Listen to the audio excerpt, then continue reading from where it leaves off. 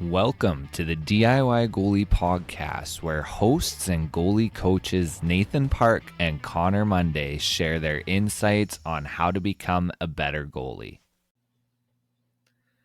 Goalies, how are we doing today? Welcome back to another episode of the DIY Goalie Podcast with Connor Monday and Nathan Park as your hosts. We are back for episode 39 today, and it is now 2025. So hope you guys all had a grand old holiday and New Year celebration, and that you guys didn't do anything Connor wouldn't do. So hopefully, hopefully the new year brings you guys better defensemen and a whole whack of a lot of nice goalie gear. So, how are we doing today, Connor? What did you get up to over the new year?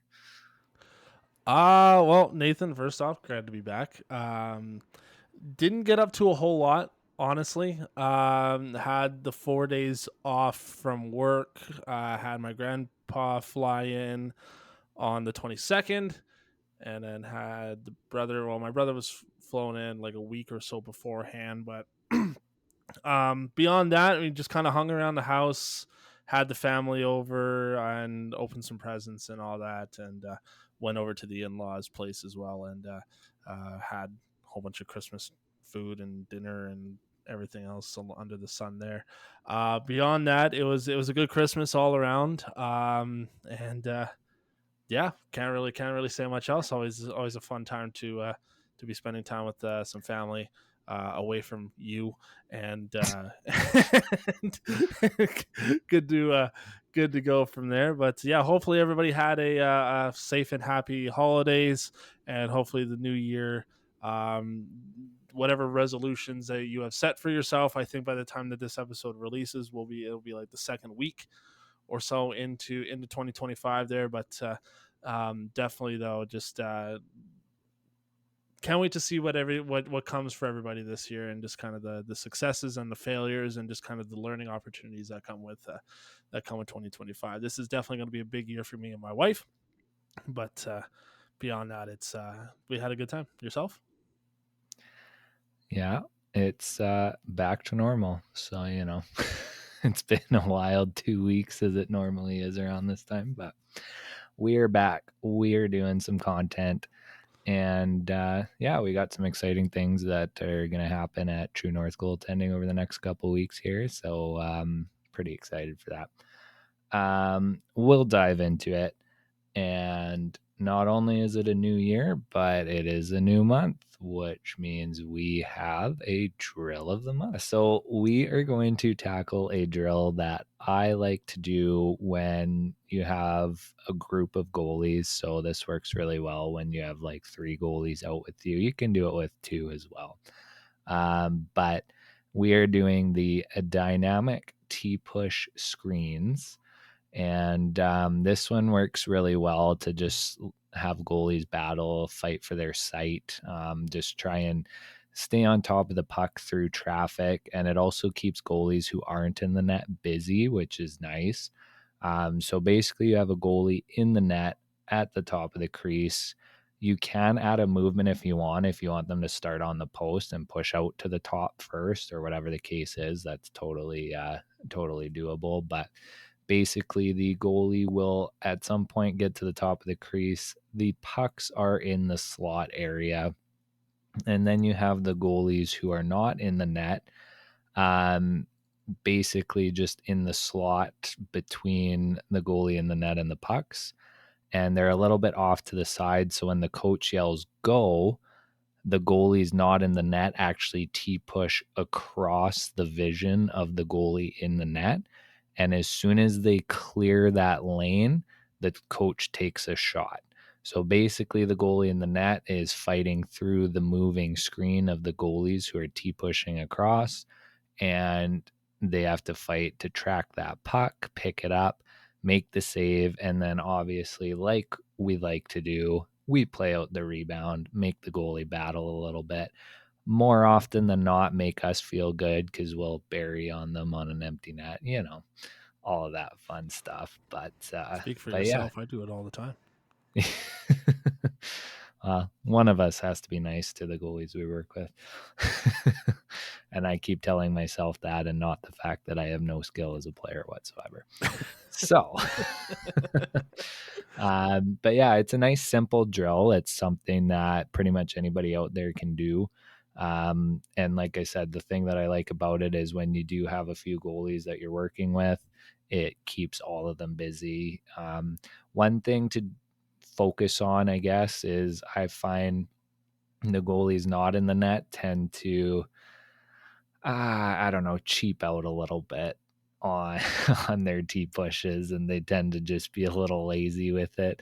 So just make sure that they're still working on, getting a good rotation, getting a good hard push across, a hard stop, all of that stuff. Because I find the goalies like to be a little complacent when they're not the ones in the net and they're pushing across. But yeah, we will link up that drill in the show notes.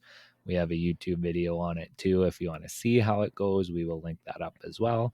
And we have the PDF download on our website and all that good stuff. And if you guys want to get access to our monthly practice plan that we send out with our little article that we do every month, you can sign up for our monthly email newsletter at the DIYgoalie.com/email. And you can get drills from us, like a whole practice plan of drills every month.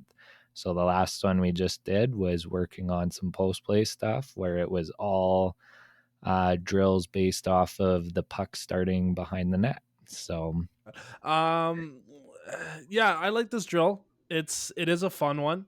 Um, Not my go-to drill, to be honest, when it comes to screens. I do like the dynamic kind of two-layer screen that you'll have going there with the two goalies pushing from side to side.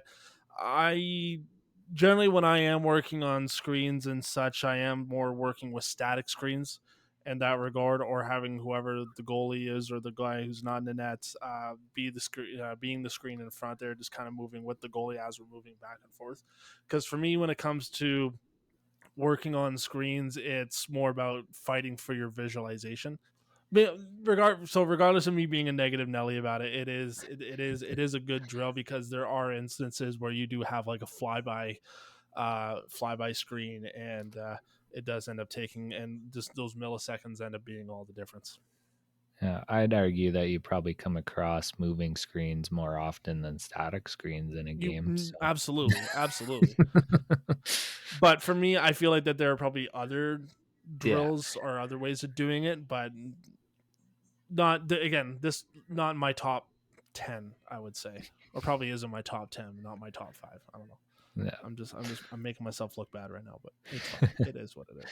But yeah, no, definitely a good drill. Go check it out, the DIYgoalie.com/drills, or we'll have it also linked in the show notes there as well.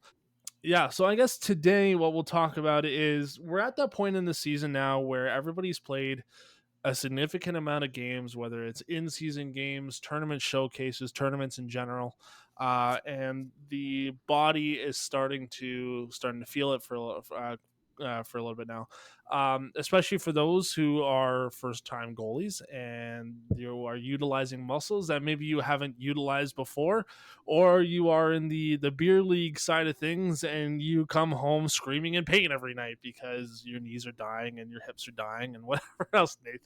Nathan's one of them. I don't even play, and I feel like that.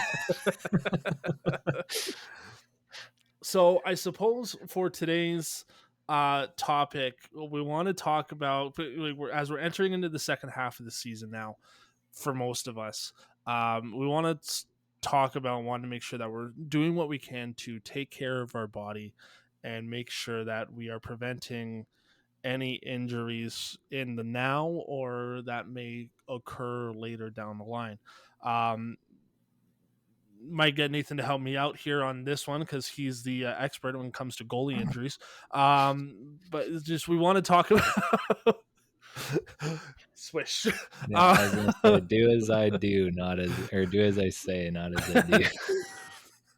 But anyways, so just what are some of the more common injuries for goalies that we typically see? I think it's fair to say that a lot of it is hips. And I think a lot of that more so stems from just kind of the movements that we have in that, because playing goal is not a natural position by any means, at least the way that we play it now in the 21st century, probably a little bit less so. Um, Back in the earlier days, the Ron Hextall, Patrick Waugh days, but how we play goalie now is not a typical human way of playing goal, especially when it comes to that RVH. Because it is an awkward, it is, I mean, let's be blunt, it is an awkward position, and it can create a lot of problems when it comes to your hips. Same thing with your knees as well. My knees in particular, they always crack whenever I go down into a squat, and that's from playing in the butterfly for however many years that I played. So those are some. I think your hips are the number one kind of common injury, and so it's a matter of how what can you do to prevent injuries so you can stay at peak performance. Doesn't matter which level that you're playing at, whether you're starting out or whether you are playing junior hockey or you are playing beer league hockey and such.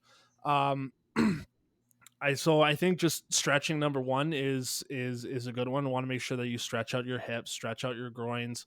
Um, want to make sure that you do get loose enough to make sure. So if you do have to go into a movement that isn't in your day to day routine, um, it's less likely that you are going to want to come off the ice on a stretcher. Um, just there are a just to lot. I was gonna just to build off that, make sure you're doing dynamic stretches too. Like Yes. a lot of us just get caught in the, oh, I'm sitting in the whatever butterfly stretch or whatever that one is where your feet are together and you're pushing down on your knees. Like do some leg swings, stuff like that. Like get your body moving as well, not just static stretching.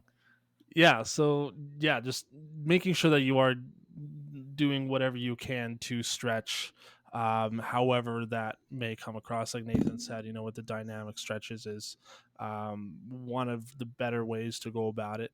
um, and then just because a lot of the injuries that we will typically get as goalies will be lower body, hips, groin, knees, whatever that you name it there. So there are a lot of great resources out there. I mean, I think I talked about it in a podcast well long ago. Maria Mountain is probably the top um, person, or the top person when it comes to having the knowledge of preventable injuries when it comes to goalies and the proper stretching and all that. We do have some people in house that know about it as well, but I think just for the general goalie community, Maria Mountain is probably one of the best at it.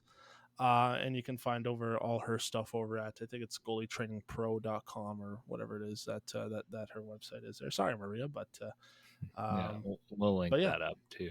yeah, And her absolutely, YouTube absolutely. channel because that's gold.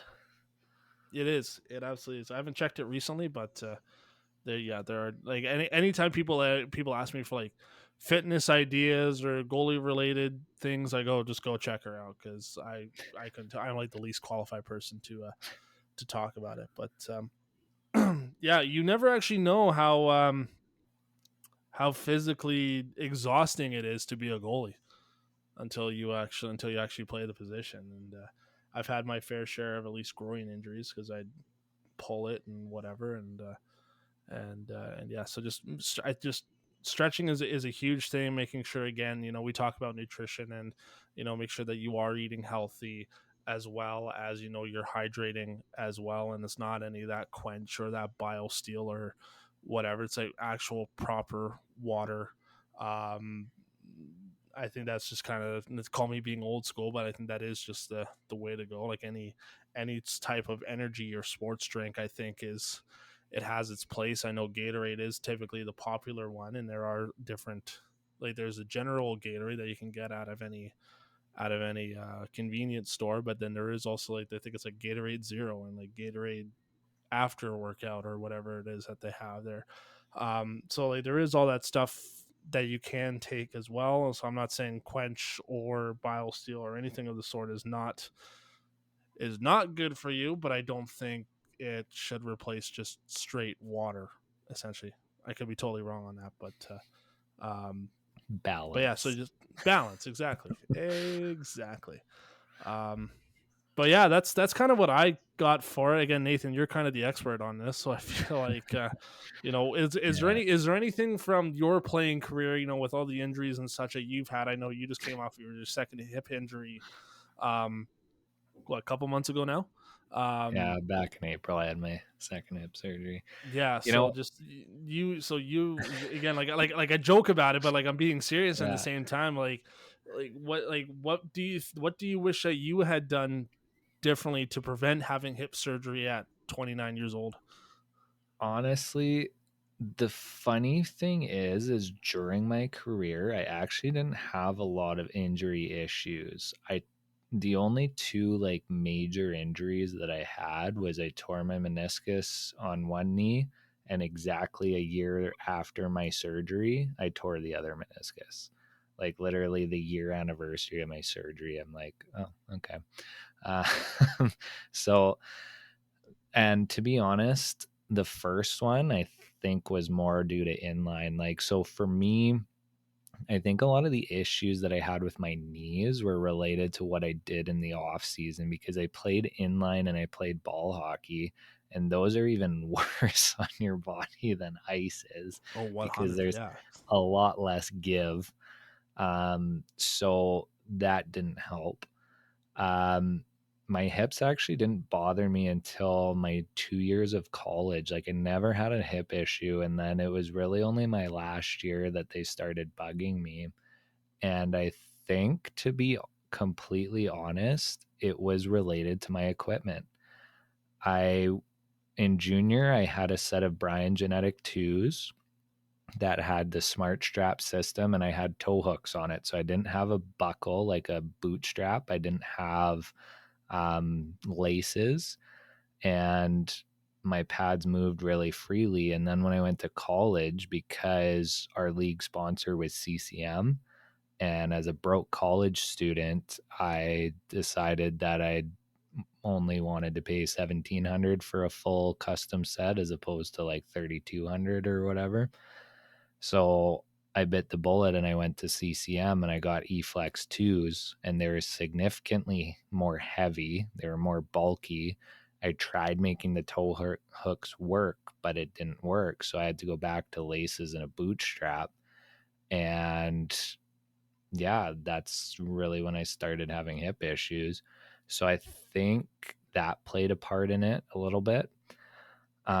What I will say is being able to have a set routine that allows you to warm up and then to cool down properly. Like, I think that's one thing if I would go back and change. Like, after a game, I really didn't do too much when it came to a proper like wind down, a proper cool down. Like I didn't go sit on a bike for 10-15 minutes or go for a little jog or a walk or anything like that. It was kind of like get undressed, grab the gear, go home, eat, sit on the couch, whatever.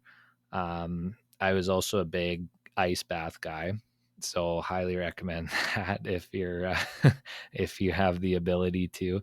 um, it feels great the next day. Doesn't feel great for the first minute and a half, but once you get through that, you get numb and then it's all good. um, but but yeah, I think the big thing is a proper cool down, and also like what you eat, because there's a lot of, and I don't know what they are. I probably should actually look into it, but there are a lot of foods that actually like do help with good joint health and stuff like that. um, and so if you can look into that, research that, and get some of those foods as part of your like regular diet, that sort of stuff can help a lot. Like I don't think, me included, I don't think we really value the effects that our nutrition and food can have on our bodies on like little things like that. So that's something to look into too. But yeah, just like we probably talk way too much about pregame routines and not enough about postgame routines, which funny enough was the article that we put out the last month for our monthly newsletter. But yeah, making sure that you have some sort of proper routine to not only like cool down, but to have some sort of rest, some sort of heat or cold therapy, stretching, anything like that. That sort of stuff's gonna go a long way. Um, in terms of during play, like, you know, proper equipment can help, or different equipment, like everybody's body's different, everybody's like the way they can move is differently or different for each person, but then also just how you play, right? Like in practice, I know you might get some flack from your coaches, but maybe certain drills we stay on our feet for the drill and just work on tracking into our hands so we don't have as much, we're not going down as much, so we don't have as much wear and tear on the body. Like that's another thing that can help a lot too. But taking a break as well, and my segment's going to touch on that more so. But we talked about spring hockey. Well, maybe in the springtime, in the summertime, we walk away from the rink and we give our body a break from going into that those weird positions that we do as goalies. And kind of the last thing I'll say is everybody in the goalie community talks a ton about stretching and not enough about strengthening, because you can be as flexible as you want, but if you get yourself into weird extreme positions and your muscles aren't strong enough to keep your joints in the right spot, you're going to have problems. So not only do you need to be flexible, but you need to balance that with the strength so your muscles can keep things where they need to be when you're in those weird positions, and kind of help prevent, the hyperextension and all that kind of stuff that can happen when you're trying to do a backdoor split save or any of that stuff. So yeah, that balance makes a big difference too. Definitely, for sure. There, again, like kind of similar to you, the only real injuries, if we want to call them that, was just the fact that I kept overstretching my groin, and it would end up taking me out of games. I did also have quite a bit of like back problems as well. Just like I would move a certain way, and then I'd end up having a knot in my back for the rest of the day. So that was not fun. Yeah, and that's one thing too that I think people don't realize is how common back injuries are with goalies. Like that's what did Price in, right? Yeah. And that's another thing. Like it's not really a natural position to just be in when you're kind of hunched over a little bit, squatting, all of that stuff.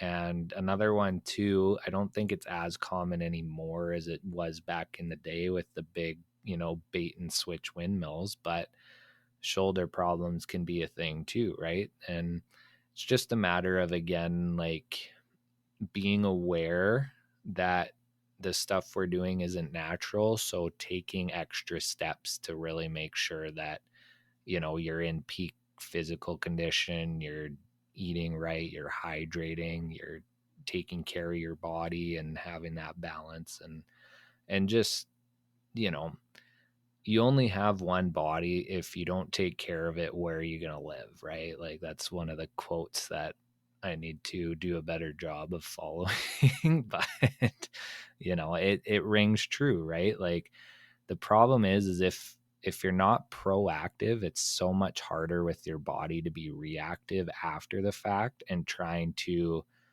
erase problems that are already there, as opposed to preventing them before they show up. It's so much easier. It's like, what is the saying? An ounce of prevention is worth a pound of cure, or something like that. I don't know. Never But heard of such a thing, but sure. well, climb out of your rock.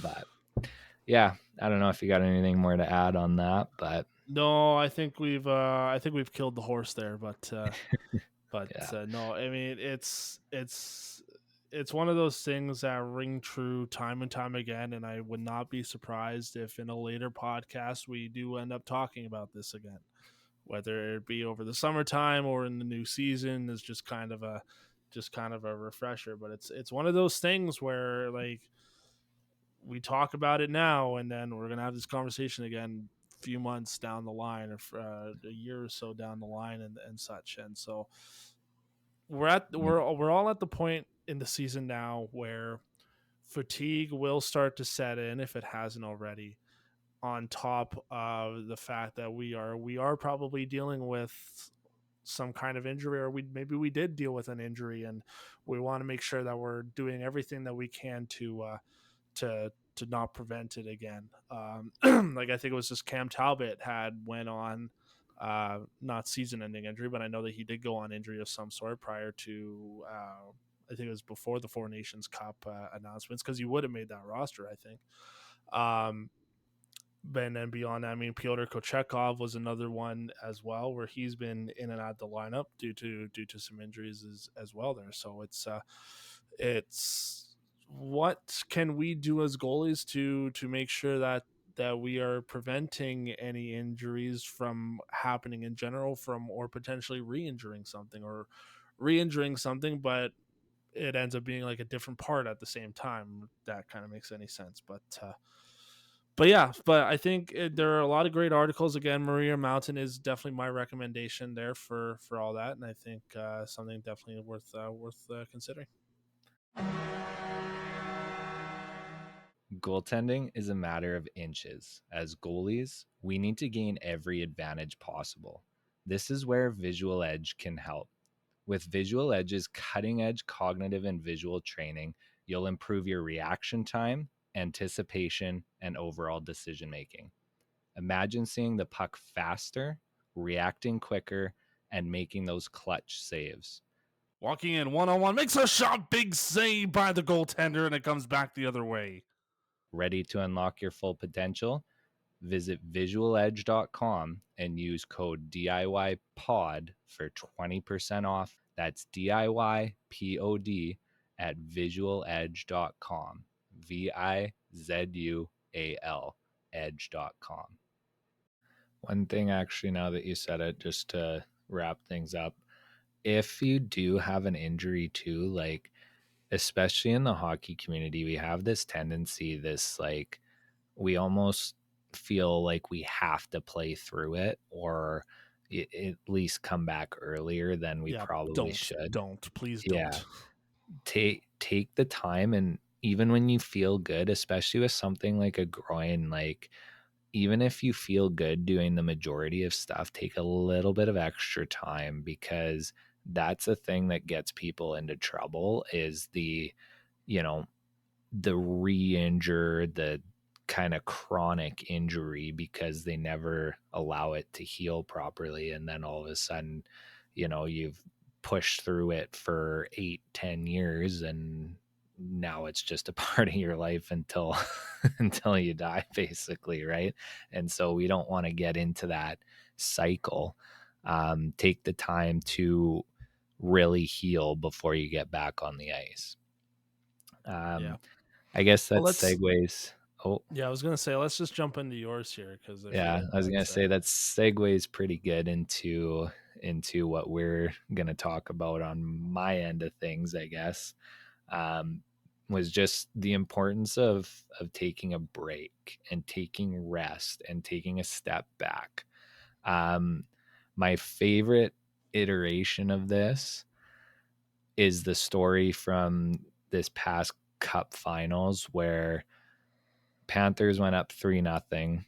The Oilers stormed back to force a Game 7. Bobrovsky was very questionable in the 3 games they lost, after having a really solid first 3 games. And the pressure's on him and the pressure's on the Panthers.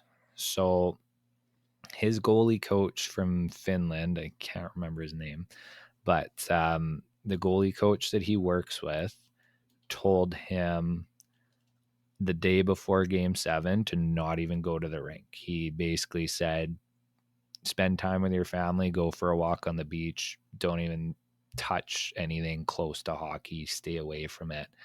And he came out for game 7 and had a really good game. And obviously they won the cup.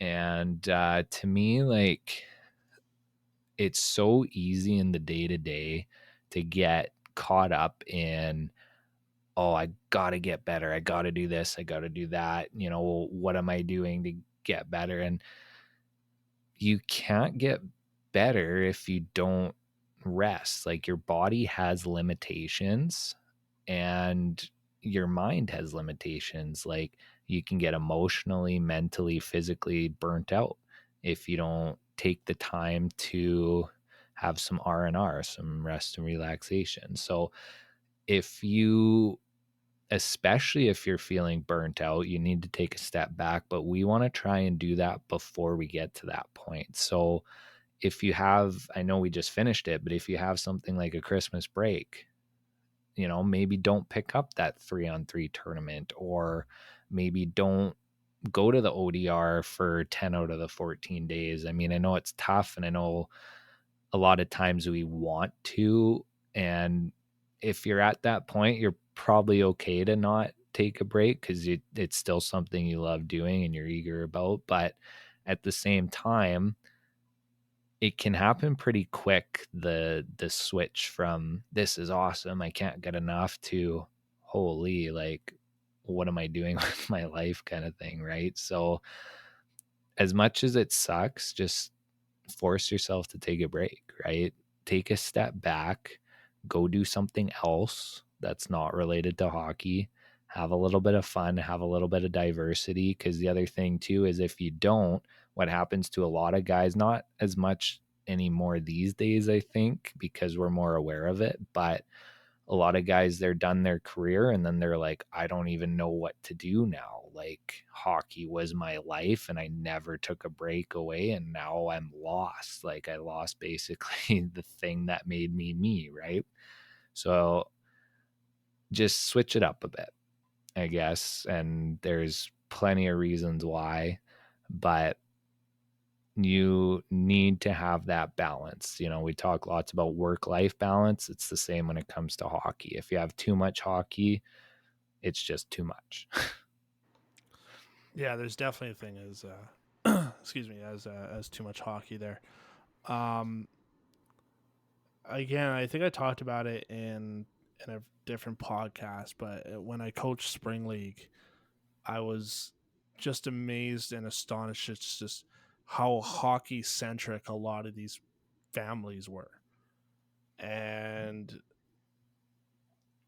from where I came from, it was you played hockey in the winter and you played a sport in the summer because that's how it was.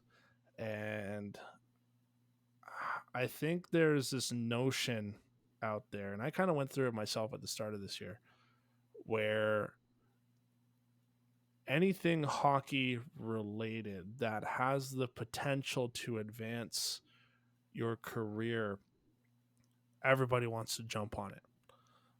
You know, like, oh, because like just recently there were like there's all these spring hockey um tryouts that are happening, summer hockey tryouts that are happening, uh and these don't won't even happen until like, these seasons won't even happen until May, March, whatever. um and just it's astonishing to me the fact that yes, there is this notion that if you don't come play with my team in springtime, then you may not even get a chance or even get a look at playing with the double A team that I'm also a part of or whatever. Meanwhile, they're like a hockey parent or like a volunteer that's in the organization or whatever. Um, Again, I kind of went through it myself recently where after the team that I was part of last year that I was coaching let me go without letting me go, without verbally saying that they're letting me go. Um, I was kind of stuck in limbo for a little while, and Nathan knows as well. Where it's like I felt like if I wasn't part of a team this year, then I was kind of falling behind. And I'm safe to say that I'm content with not being on a coaching staff this year, but again, it's that same idea where it's like if I miss a millisecond of hockey development or being on a hockey team or anything, then what is the purpose of my life? And then on the flip side of that, as well as like, again on the goalie parents Facebook group that I'm a part of, you see kids that are hanging up the skates that when they're 10, 11, 12 years old, and that's because they have other interests, and that's perfectly fine. I don't think realistically that kids that age should be taking hockey as seriously until they reach until or if they until they make like a double A or triple A team or what have you. It's important to note that at the end of the day, hockey is not everything. It's probably going to have my Canadian card taken away for saying that, but realistically, it's not everything at the end of the day. There is life beyond hockey. Walking Gauge is a great example of that. um, eh, so it's just enjoy the moment of being in the sport, but also be aware that it has such a short lifespan for 99% of people who play this game. And then it's what are you doing beyond that? So if you want to have a long lasting career just in hockey in general, with hockey, I used to always say it's like a cruel mistress actually, but um if you want to have a lasting career in hockey, it doesn't matter where it is that you go. If you still want to be playing this game at 76, 80 years old or whatever, take the time to step away. I want to say regain your love for it, but that's not the word that I'm looking for.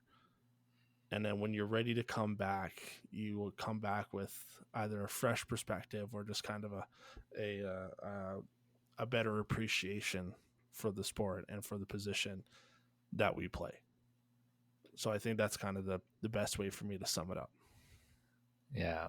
And that's like we talked earlier about injury prevention. I mean, that's a huge key in preventing injuries, right? Is taking the break your body needs, right? It's okay Right. every now and then to have a day or an evening where you binge watch a Netflix show or read a book or insert whatever you want to do here. Right. It's not like, to me, I'd rather hear that than hear that you're at the rink 3 hours a day, 7 days a week. And, like we talk so much about how mental the position is, like the mental side of the game, mindset, all of that stuff. And it's so easy when you're in the thick of it to be thinking 24/7 about goaltending, and that's not good. Like that's when we get into poor mindset where we overanalyze, where we get into a bad state of mind because, you know, oh, I'm not doing this. I'm not doing my ball drills right now. And the goalie across the ice from me this past weekend is probably doing their ball drills right now. So I got to go and it's just like, Yeah. take a breath. It'll be fine. It's, Think goalie parents just need to realize that as well. yeah, We like again in this sport, and it's kind of sad to say, but a lot of parents live vicariously through their kids, right? yeah, And so I think it's I think maybe the segment is more so for the goalie parents than it is for the goalies themselves, but just it's okay to step away from the game. It's okay to just go and do other things. Whether you're going out boating or whether you're going hiking or skiing or whatever, just it's okay to go and do other things with the family or whatever. And then again, same idea, you come back and you go at it from there. It's at the end of the day, realistically, your kid drives the ship when it comes to what they want to do with their career. It's our job as coaches to help them get there. It's your job as parents is just to be their number one fan, whether yeah, you are a coach or not. If it's your kid, step out of the way.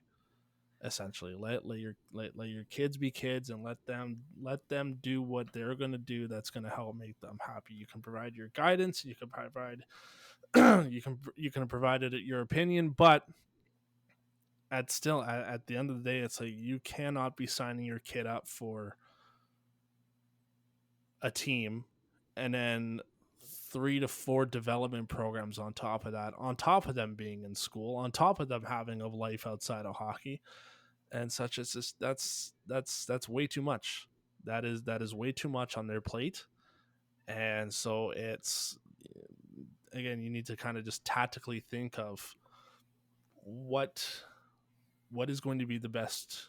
I want to say what's going to be the best use of their time, but that's not really the word that I'm looking for. But it's the kind of general idea that I have there. Again, just with the fact that just parents live vicariously through their kids, so it's hockey, hockey, hockey all the time, and my kid has to play first line double A or first line triple A because that's the only way that they're going to be making it to the show or whatever. And it's like, no, like, step out of the way.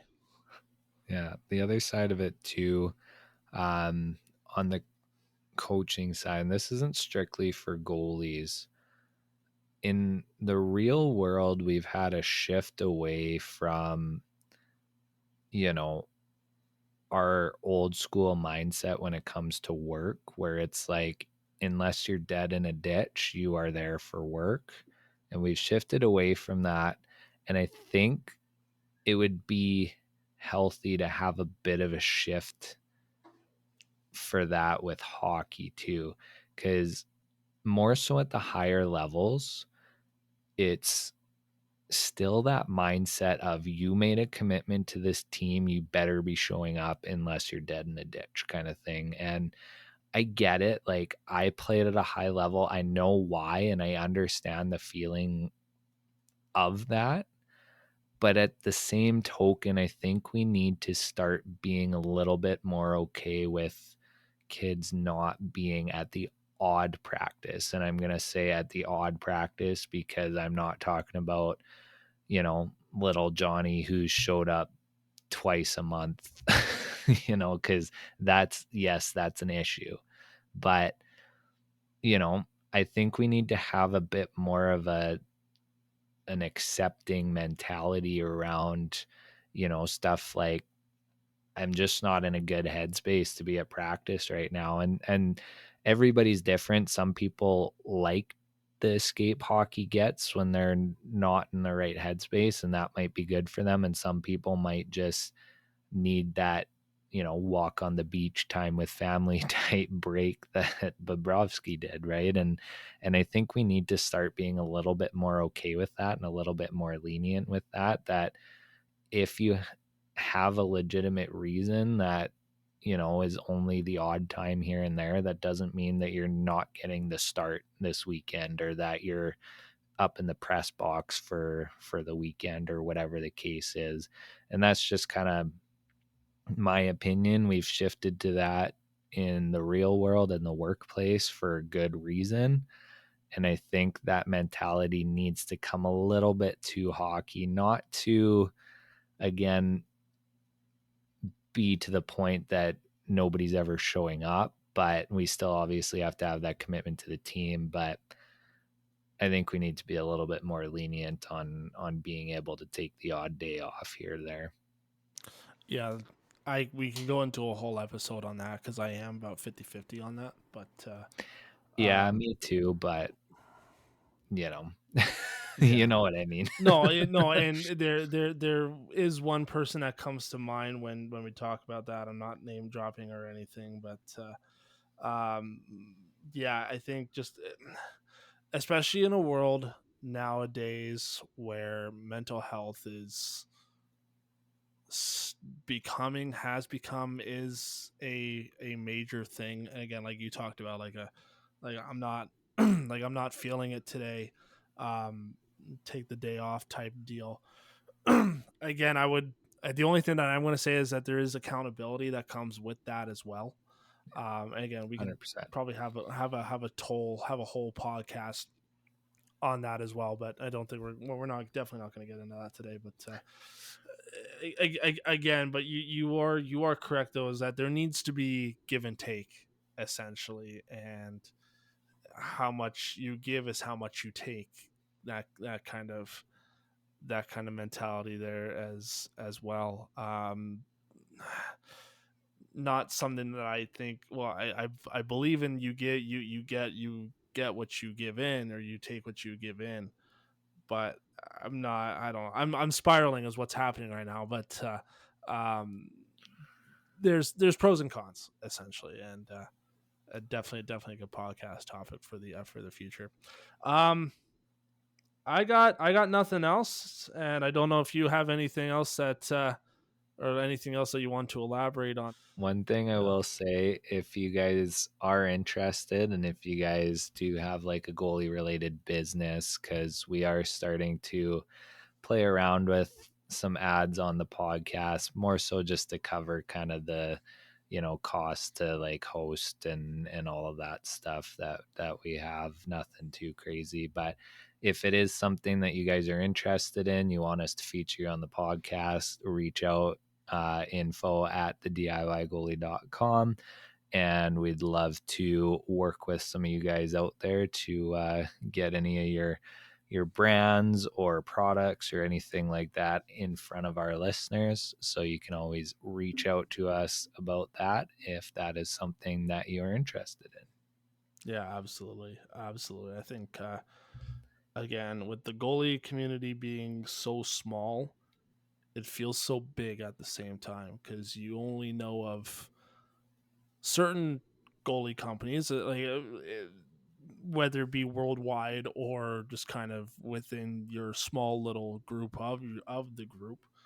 But I think definitely just if there's a hub or anything that everybody can come together and either share ideas or share services or what have you, definitely the DIY goalie is looking to be that hub. So if you're an equipment repair place or a hockey stick brand, Belly, I'm looking at you, or anything of the sort, please feel free, again, like Nathan said, to reach out to us, info at thediygoalie.com. Nathan, it's, as always, it's been a fun one here today. A little bit chaotic at the start, but that's okay. I feel like it's been a while since I last saw you, but we only just talked about a week ago. And you and I have a busy Saturday coming up. I'm not looking forward to it. Starting with an early morning practice, and I'm ending with a late night practice, so that's not going to be fun. But beyond that, it is what it is. That's why we do this job. But for those listening at home, thank you very much for listening over on your podcasting platforms. And if you are new to the podcast, you can find us on all your favorite podcasting platforms: iHeart, Spotify, Apple Podcasts, some random fourth party website that we don't know about.